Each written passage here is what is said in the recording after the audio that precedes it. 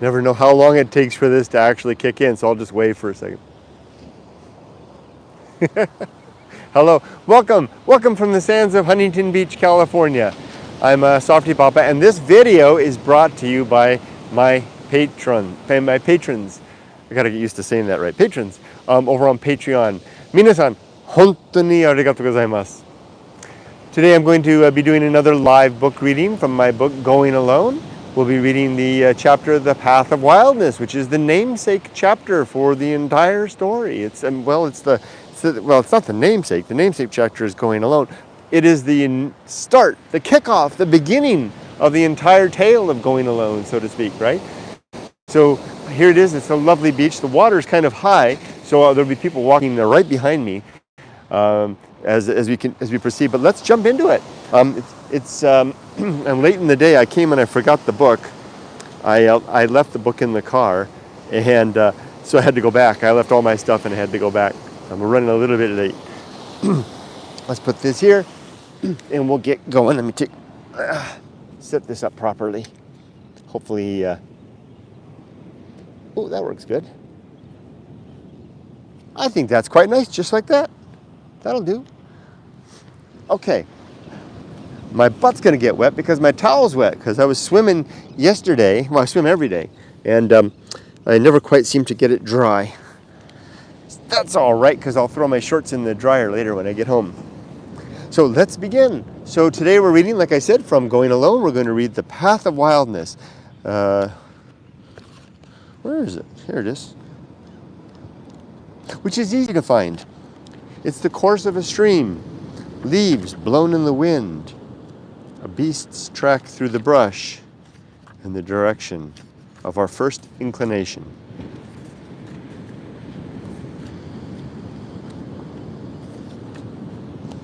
The chapter starts off with an illustration by my daughter Emily. This is the actual Path of Wildness out at Siberia Ghost Town, a collection of stones leading from nowhere to nowhere, which I found there after I had made Siberia Ghost Town my adopted hometown, which is a really curious thing.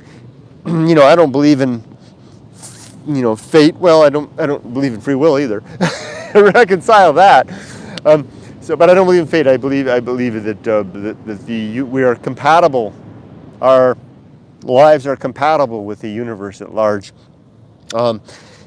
Yet, I came up with these things like this really startle me sometimes. Like the fact that I came up with the idea of the Path of Wildness in Japan, and then just through random wandering in the desert, wound up in a place, Siberia Ghost Town, where I discovered an actual Path of Wildness. The stones that literally, they look just like this. Emily made this. I took her out there and I showed her the Path of Wildness, and she made this illustration for me. There's someone out there made the actual, arranged the stones from nowhere to nowhere in the desert. And the Path of Wildness then became a real place as a consequence. It blows my mind.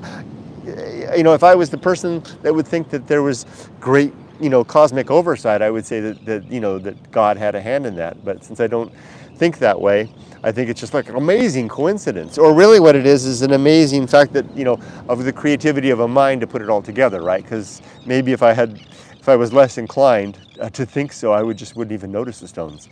These are terns that you hear behind me. They're visitors. They're beautiful birds, and they come here and they hang out on the beach right over there, and then they fly off into the sea. Anyway, this chapter was written, The Path of Wildness, in Japan while I was doing my Walking in Japan and Abandoned Japan thing. And people would send me letters or email and or comments asking, how in the hell did you do this, Kurt? How did you pull it off?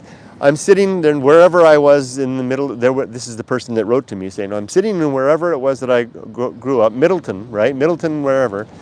And I have this dream to do something like you've been doing, like living in Japan and having adventures and raising a family and all that stuff. How did you pull that off? And I would write the response back, which would be a long, two-page letter or email saying, this is how I did it. First I did a little bit of preparation, then I took a big gamble. I was willing to accept the consequences. I made some mistakes along the way, and I fine-tuned and went forward. But the main thing being the planning, the gamble, and the adjustment. And I would write those like when at the height of my YouTube thing, every month I would write that letter twice to somebody that would send me a heartfelt, earnest question. And I realized after a while, gee, Kurt, you're just writing the same letter every 2 weeks. Why don't you write a template, write it out once as a little, like an essay, and then you can, I hate to do this, but I could just copy and paste it. And I really have never been a copy and paste email responder, but I would literally, and I would tell people, I would write it up as an essay, and I would paste it, I would attach it to the email and send it off to them and say, here's my response, read this. And I called that the Path of Wildness because it was this adventure from Middleton to wherever they wanted to be that involved going on the trail, as Robert Frost would say, less traveled, right? So that became the Path of Wildness, an essay that I wrote that then became the foundation, the starting point for what became the book Going Alone. So what you're reading here in this chapter is not the letter that I wrote, not that, but what built from that. I took that letter and I then expanded it into some sections. You'll see those sections in just a second, that build one upon another. And then I added my muse part. That's the part that goes on and on at the end, the muse part. So let's just jump into it. This is actually, how many chapters since it is the start of the whole Going Alone story, how many chapters am I in before we get here? 1, 2, 3, 4, 5, 6. It's 6 chapters in out of a 16-chapter book before I actually get to the part of the book that started the whole thing. Let's begin. The Path of Wildness, or Mustering the Courage to Live. And there's a quote. Persons who have wandered or been expelled out of the common track of things, even were it for a better system, desire nothing so much as to be led back. They shiver in their loneliness, be it on a mountaintop or in a dungeon. Nathaniel Hawthorne. This chapter was originally composed in Japan, and before I began going alone in earnest, I wrote The Path of Wildness in response to the many young people who contacted me during my time as a Japan-based YouTube content creator. Young people dreaming of Japan, yet unable to muster the courage or resources to make their dreams real, and writing to ask me how this trick was done and what advice I could offer to help them get away from whatever unsatisfactory life they were living. I responded with The Path of Wildness, which is a metaphor for courage and action, and a reminder of the risk of waiting too long, and a challenge and method for getting unstuck. And then there's these little heading sections, The Path of Wildness, and then there are subsequent ones, and I'll point out the headings, and then the beginning. The Path of Wildness, this part is close to the original letter that I would send people as I think exists, this one section. As I near 50, I am becoming increasingly aware that my situation is like a man holding his breath in a sealed container of water with less than a minute of consciousness remaining. Now is the time to scratch something meaningful on the wall, to share what I have seen and learned. Interesting to me to know that this is almost exactly 10 years ago, right? Because I'm just about 60 now. And then there's this quote, there's this little bit of poetry right here.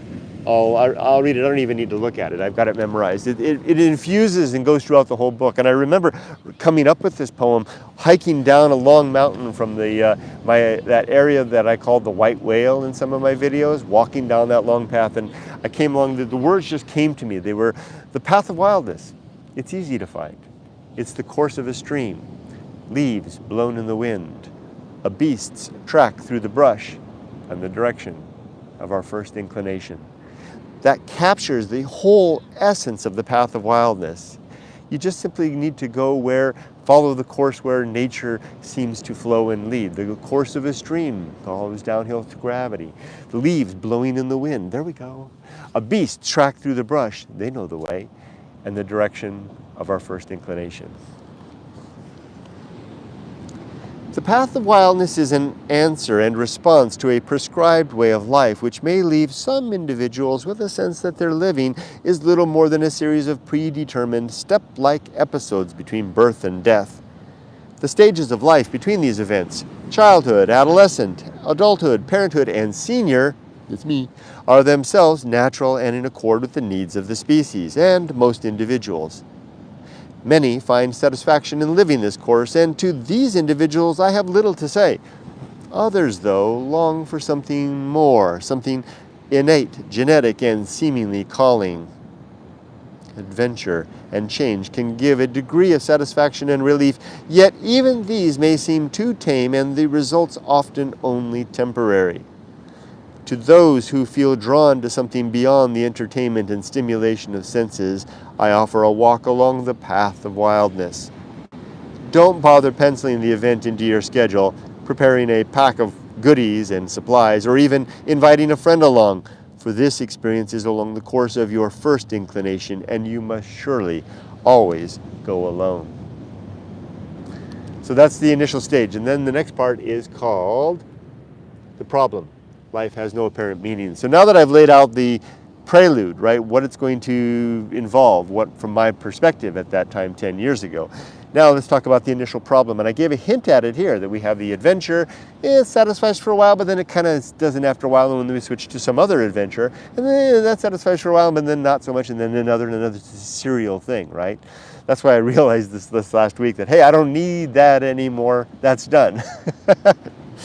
Here we go, the problem. Life has no apparent meaning.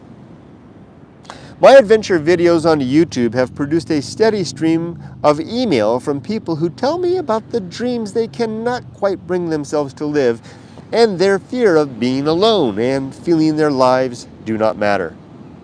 However, nobody ever says it that way, and instead they cloak these worries as simple life anxieties or blame their trepidation and inaction on various personal or familial infirmities and challenges. Over and over, I would hear the same story when I was back in those Japan days. You know, I would love to have an adventure occur. I would love to do something like come to Japan, but I can't because, etc., etc. They do this to convince themselves these simple facts are the true cause of their churning worry and hesitation. They attempt to avoid a deeper fear, a hidden threat which is more real and threatening to a quality life than any surface-level anxiety. It is a demon of sorts, lurking in the shadows of conscious thought, peeking with knowing eyes in the direction of our mortality, pointing a crooked finger at the hazy terminal point of our life, while offering a suggestive grin that nothing will be found beyond. This thought, along with the weighty implication it bears that life is without intrinsic meaning, appears to be the more real and tactile cause of the concern I sometimes read in the words of those who write to me. I never point this out, though, as I suspect they prefer I go along with their bluff and humor them with a response in keeping with their stated concern. Reality, after all, can be a fearful thing to face. However, I will now attempt a more honest answer, reflective of my own life experience and sincere interactions with others. So I could never really, when I was talking to these people, I could never say, hey, listen, I don't believe you. I don't think that what you're telling me is the thing. It's this other thing. It's this fear of meaninglessness in the face of death. That's the thing that I think you're really, that's keeping you back and that you're worried about. I could never say that because who am I to say that, right? But it was my thought. So I said it in an anonymous sense in response via this essay. Here we go. This light, and so if I could be frank and honest with such people, here's what it would come. This light and living we now know offers a stark contrast to the nothingness we intuitively sense existed before our birth, and the same nothingness we fear a return to after life is done. In fact, this fear is far worse than a return to nothingness, as we are each capable of holding a vision of hell in our minds more terrible and real than the worst damnation preached from any austere and authoritative pulpit. This greater terror is our sense that the universe can get along without us, that our life and living are of little real consequence in any way, and that our best efforts will account for little beyond the temporary comfort given to the handful of individuals we share and interact with, before death takes us away utterly, permanently, and forever. This is the real terror so many struggle to avoid, which reason and honest inquiry coldly suggest as true. An abject fear of ultimate insignificance and meaninglessness in the face of the curious fact of temporary life in an otherwise lifeless universe. I do not understand why the thought of death, real death, absolute death, with no chance of recovery, salvation, or continuation, is more tolerable to some than others. However, I suspect this acceptance may relate to some level of comfort and familiarity with being alone. Not that anyone will be alone after death, as even the concept of alone then would be wishful thinking.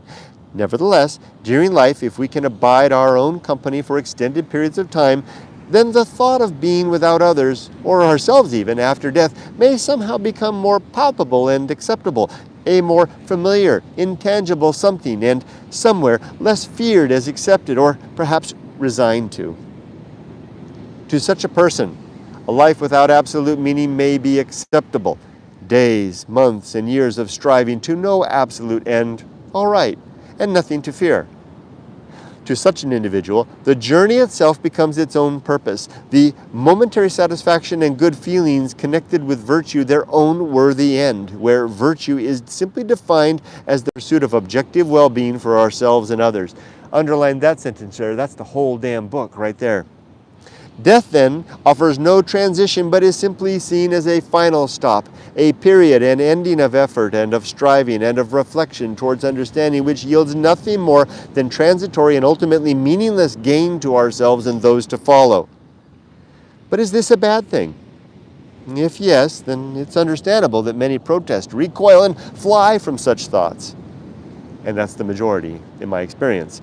But if no, then our breathing can relax as we measure each inhalation as one of the few that we get, and use the fuel of this living to move our body and activate our brain in such a way as to create our own meaning in these passing moments, and to pursue objective goodness in the willful expression of perceived best ends. So, what words can I say to those who write to me asking my thoughts regarding their worldly dilemmas, when my suspicion tells me that their real concern is actually a fear of their own unimportance and the utter finality of death? In most cases, I will engage their most direct questions and give the best answers and suggestions I can, given my untrained and uncredentialed qualifications. I wish, though, that I could speak to them more plainly and tell them that their deeper fears are real, and then ask them to explain their terror for my own benefit, and then hear my claims, which I hope may benefit them. Perhaps then we could both gain from a more honest and humane inquiry and inquisition into facts than any civilized, restrained, or judicial discourse could provide. For my part, I am now prepared to lay my humble case before any who may care to hear. So that bit before was the prequel. Now let's get into it. This is the case that I would make to those who write to me. This is the thing that I would want to say to them if I had the courage. What is it? It's not courage. Courtesy? No. The lack of courtesy? Because they didn't want to hear this. People don't want to hear this. It's been the few times that I've tried to say this, I get, no, shut up, Kurt. I don't want to hear this. So here we go. Opportunity, available light, right there by my ring finger there. Mind is an instantiation of consciousness, formed of energy, organized within the brain along pathways designed of genetics and molded through the unique living of each individual. There is no soul in the sense of anything transcendental or eternal. The fact that our materials and energy are everlasting, having been used by others before us and destined for reuse by the yet unborn, is testament to the fact that our person is temporary and ephemeral. We are, individually and collectively, a brief, dim, and fast-fading spark and flash of material and energy in the darkening night of the universe. In this fact, we discover both our dilemma and a great potential. The challenge being to remain upright in the face of our utter, fleeting insignificance, while engaging whatever meek will we can muster towards observation, reflection, and art, while the light and sound of the universe wash across our senses. Without apparent purpose, we are left to decide for ourselves whatever meaning or significance should guide our days and actions. There's the dilemma. This, because it rests on our shoulders then, right? We are responsible. This is the great dilemma of the individual, which demands forthright acceptance of the facts of the observable universe and withholds any complete explanation or guidance. That's the thing we don't want. You must hold yourself upright despite unstable footing and the approach of death. You must withstand the awful winds growing stronger and control your trembling hands while strange howling emanates from the wilder places and no trail or trodden path indicates the direction of safety. From here, if you can quiet the heart and gain control of your senses, overcome or learn to tolerate feelings of isolation, loneliness, and fear, then you will be prepared to make your own one-way path through the wild. To step where the weeds are tangled and small, biting creatures lurk with hairy legs, slicing jaws, and venomous sting. This is your path to follow, a truly dangerous and terrifying route none has ever trod or may ever trod again. The light is faint now, and growing fainter as the evening and night of your days grows near. Follow the dusk and note the sights. Speak of what you see. Describe your world in writing, or painting, or photography, or spoken word. Poetry especially is a natural and well-suited vehicle to capture this ever-declining experience. Walk your path and observe, and then tell the story of your own brief, available light. That's the end of the opening prose section for the chapter called The Path of Wildness. Now, I laid out the whole thing there, right? The explanation of how I wound up in a position of responding to these people over and over again who were afraid and timid to take on, to have an adventure, make an adventure of their life.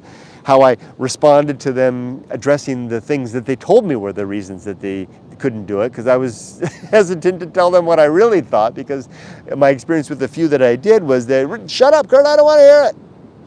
And then I said, well, okay, as long as I'm not talking to anybody in general, as long as I'm just writing it down, I'll lay it out as I really see it, which is the thing that that's keeping us back is our fear of death, our fear of meaninglessness, and our fear of doing anything about that and being forced to bear the responsibility of our failure should that not work out, and then be left holding the bag.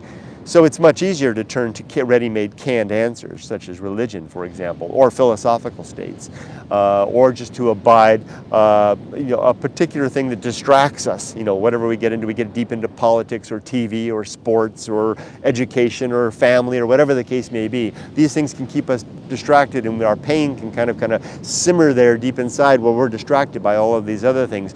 And we write off letters to somebody like some guy living in Japan who's taking him walking the mountain saying, boy, I sure would like to do that. And I write back and say, well, why aren't you doing it? And they say, well, I can't do it because my family needs me. And they do need you, right? I mean, of course, that's a responsibility. I meant it a little bit differently. Usually what I'm talking about there are the young people who are they're coming into adulthood, and they're saying, I got to stick around because my family's always lived here for the last 4 generations in Middleton, and they expect me to be here, and I can't possibly be going anywhere else. That's not, well, okay, I'll leave that up to you. That's up to you, right? Okay, yeah, maybe that's the case.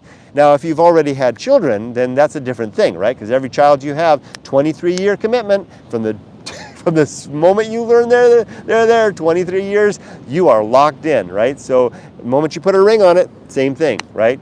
When there are extenuating circumstances there, but I'm kind of getting off in the weeds. Now let's come back. So I say, well, there's that. You could be, that's nice that you're saying all that. That's good. Good luck with all that. I wish maybe you can find a way, and a few have. But out of all the people who contacted me in the how many years I was adventuring in Japan, less than 5. I mean, I was telling you, like every friggin' 2 weeks, someone would write to me. Less than 5 out of all those years ever did anything about it. And all 5 of them are an outrageous success, even though most of them have gone through a lot of, the ones that I've been keeping track of, have gone through a lot of, trouble along the way. I would argue that in the long run, once they get to be my age, they're going to look back and say, good on that, good on those trouble bits, right? So yeah, that's the thing. But I would say they're all a great success, and I'm looking at you, Trevor. If you see this, I'm looking at you. Ron, if you see this, I'm looking at you. Andy, if you see this, I'm looking at you. And there's at least 2 others that I just can't. They're not coming to the names, aren't coming off the top of my head. You guys are outrageous successes in my book for having mustered the courage to do it. Now, don't worry that if it goes south, even if it kills you, you've succeeded in my book.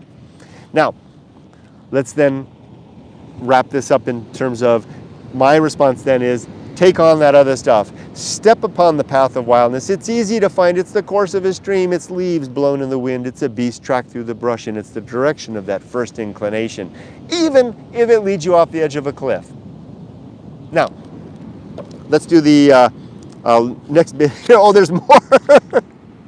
Health and eating well. Okay, this next section I'll skip. This is all about, good diet, right? And there's the whole section there in my math. And let's get on to the action part. You can read that in the book if you want.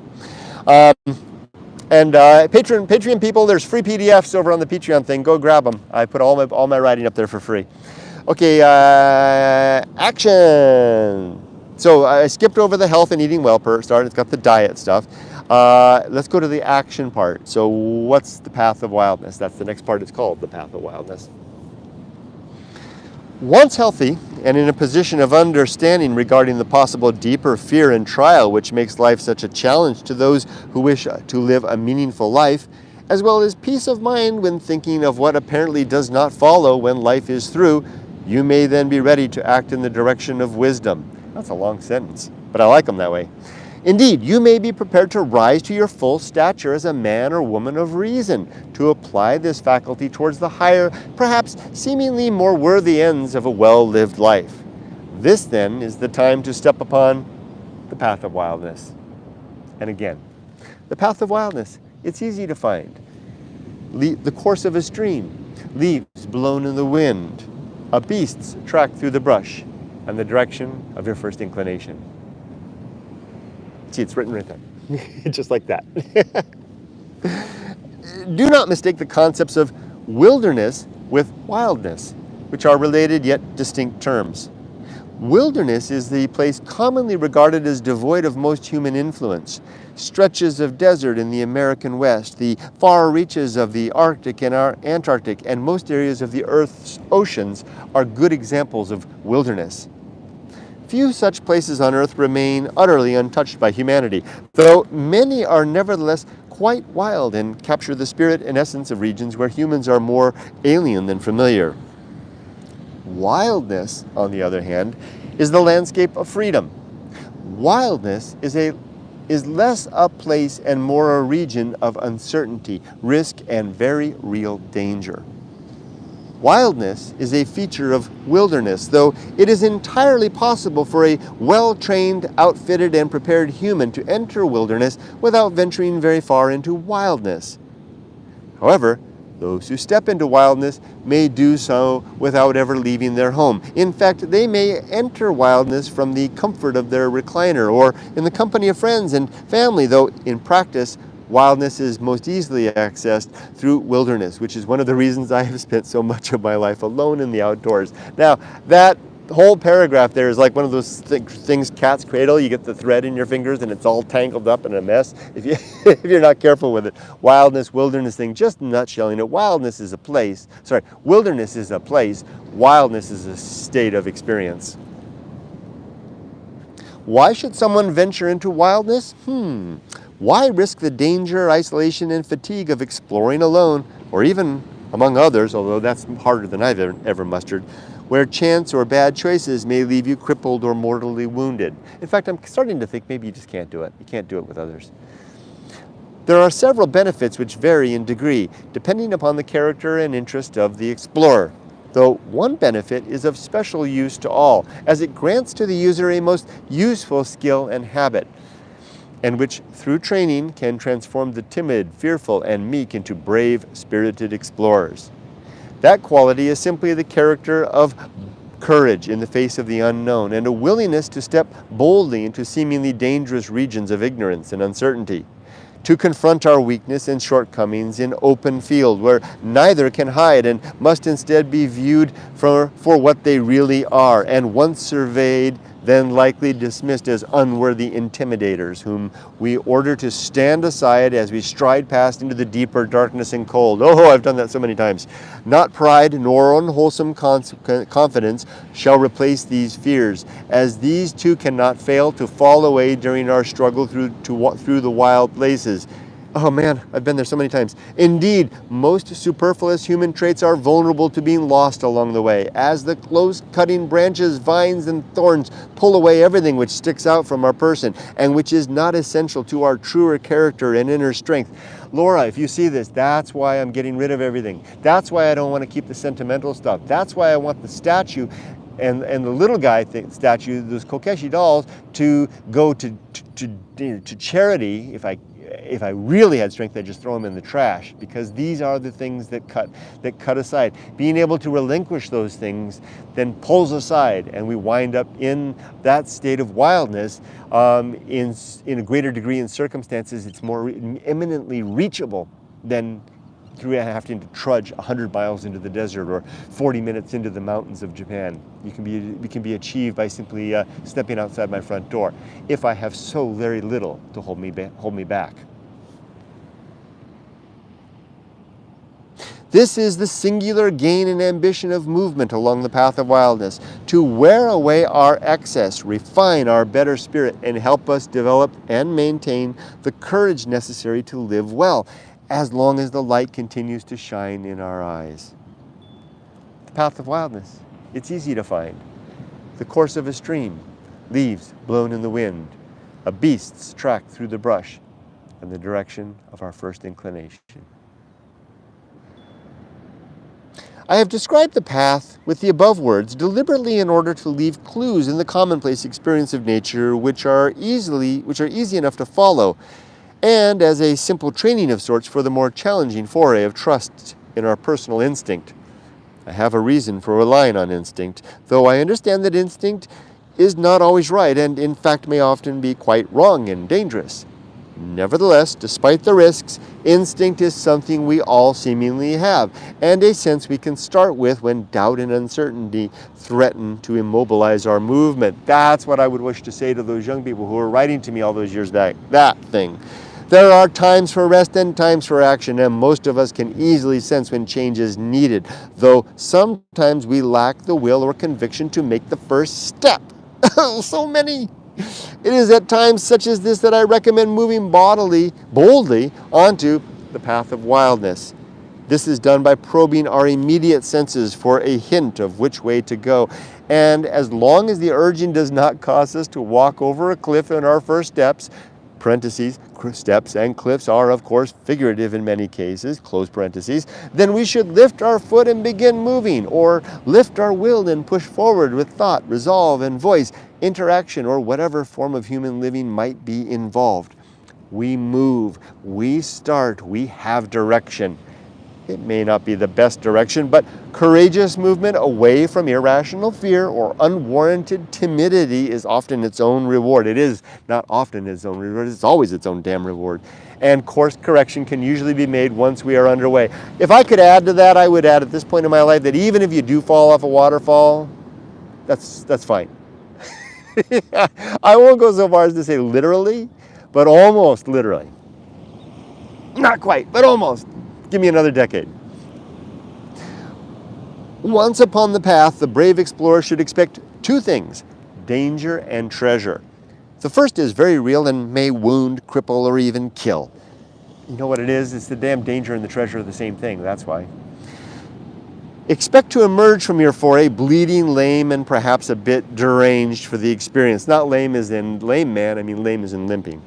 Yet a wholesome perspective might view such damage as nothing more than the expected price of discovering treasure where none like you has ever ventured. New explorers may hope, and likely succeed, in carrying away fresh wealth in the form of possession, status, or acclaim from the lonely wild lands. These can indeed be had, in abundance in fact, though the glitter and sparkle of such tangible gain may appear as rust to those who go still further in search of intangible treasures of mind and experience. Laura, that's why I want to get rid of this stuff, that sentence there too. These brave individuals will most likely return from their ventures exhausted to the point of collapse, pale with blood loss and slightly mad from the close proximity they achieve to the source of that terrifying howling which can only be heard in the most extreme frontiers of dark and bleak wildness. It's real. Their pockets will certainly be torn and empty. I'm hoping so. Nothing in there, no treasure. And they may be unable to speak clearly of the wonders they have seen. I hope so. I hope they're mute. Though this is less due to any defect in the speaker's voice, and more commonly is a result of the hearer's excess comfort and certainty, which blocks the ears to truth as surely as beeswax. So why not even worth saying when no one can hear it? I recommend applauding anyone who returns alone from the wildlands, whether they bear treasure in both arms or gleaming ear to ear within the broad expanse of a blessed mad smile.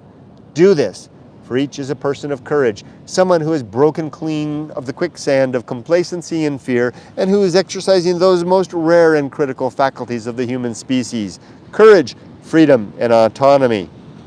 But remember also that some who step upon the path will never return. Some will become lost. Others will die. Still more may give up and return by some secret way to rejoin those who, in fear, remain huddled together in warmth and comfort, and possibly some degree of lifelong despair. These are the things you can expect upon the path of wildness. Go then, when you feel lost. Step fast when you suspect your confusion or hesitancy are heeding some unworthy instinct, or are born of the fear of suffering or not suffering itself. Good, important distinction there. It's born of the fear of suffering and not suffering itself. Move swiftly now in the direction of your first instinct. Call your best critical faculties to the fore and demand they guide your every footfall. Expect to tire and fall, and be ready to suffer. Understand that you may die, though know also that along the way, with every step and action, you are living the truest, most noble, and worthy venture of your life. I was wrong before when I said that was the final prose section. The very final prose section is right here, this last bit.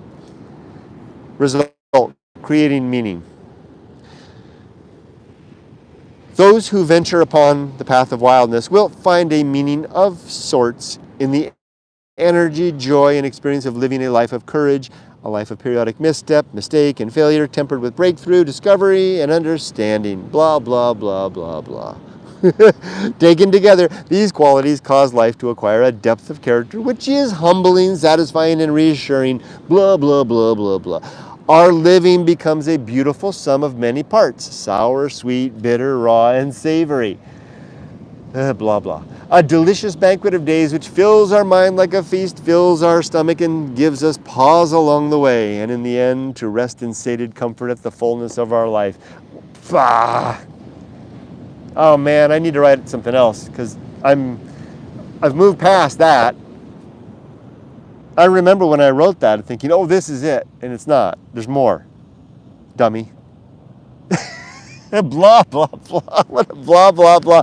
Oh my gosh, I just realized, it's the first time I've realized. You know, it's because it's only been in the last couple of months that I've come to this new place.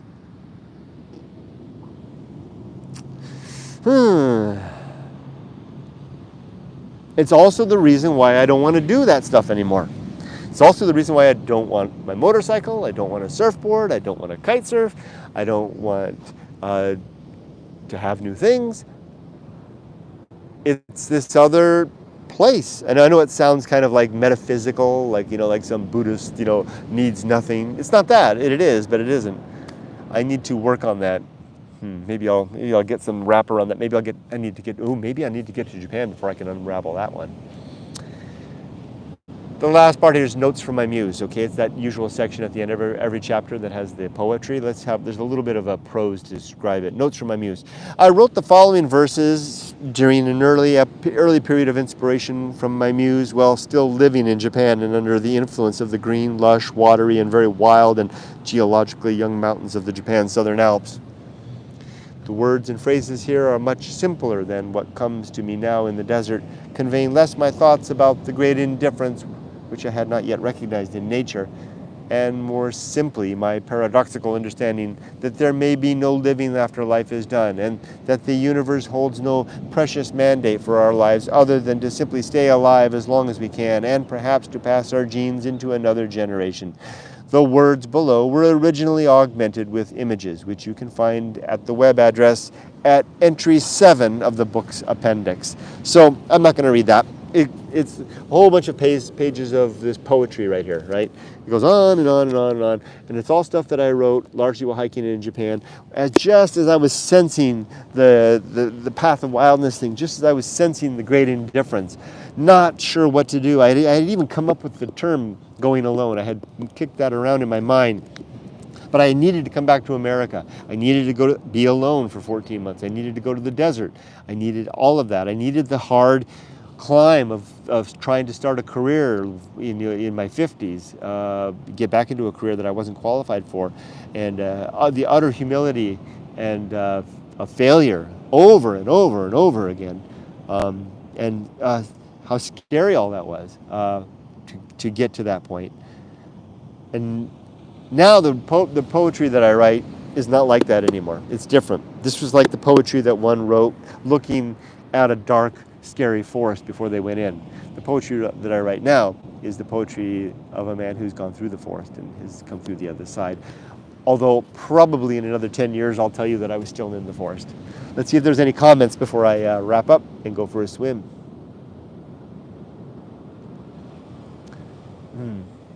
And Jamesy says, good morning, it's 4 p.m. here in England, but your videos always keep me smiling. I'm happy to hear that. Robert says, P.S. I now live with the Glamour house and my friends are allowed to visit and stay. You live within the Glamour house, as there are 2 spare rooms. With my friends Dennis, the owner, loves to host it a few days. Heads up, you only ask. Kurt, Robert goes on, as a future time, may I introduce you to the Richard Hart crypto ecosystem? Yeah, sure. Preparing to stream again with careful consideration of the platform. This is again Robert continuing, totally get this. Once I removed sentimental attachment to things and experienced a major declutter and hit rock bottom, rescued by a retired coworker, things are looking up good. Now living with a person who didn't believe in me, even when I didn't. Failure, one of the best teachers in the world. Great. All right, guys. I'm going to go for a swim now. I wish you all the best. Be safe, but not too safe. And I'll see you at the next video. Bye-bye.